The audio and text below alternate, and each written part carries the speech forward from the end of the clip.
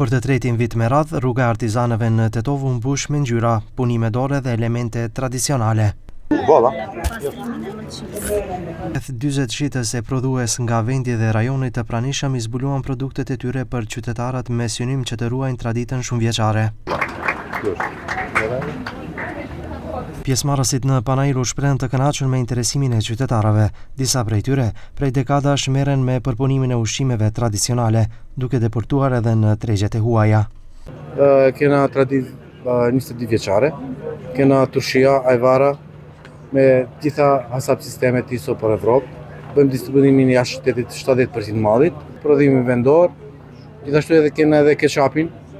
Keqapin e kena edhe kastravecat i prodhojmë vetë, si në fushë deri në prodhim final. Përveç ushqimit, panajiri shërbeu edhe si hapësirë për promovimin e punës sociale dhe integrimit. Një pjesë e punimeve të ekspozuara u realizuan nga të rinjt përmes terapisë së punës, me fokus te reciklimi. Shikoni këtu ka mjete ose punime me materiale ricikluese. I japin prioritet riciklimit.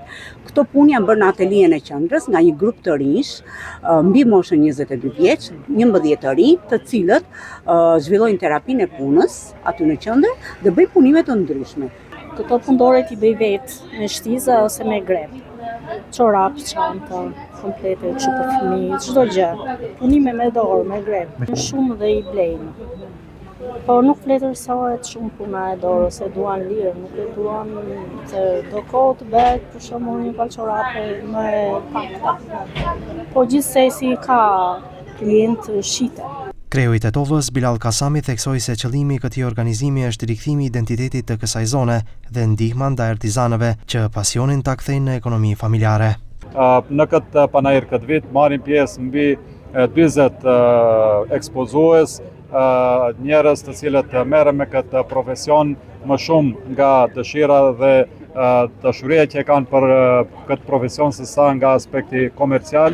Prandaj edhe ne mundohemi që përmes këtyre promovimeve të punimeve të tyre që t'ju ndihmojnë që nga një dashuri për profesionin të bëhet edhe një biznes familjar. Pavarësisht sfidave të tregut, panajiri i artizanateve të tregut vazhdon të mbetet një platformë e rëndësishme për ruajtjen e trashëgimisë kulturore dhe nxitjen e sipërmarrjes vendore.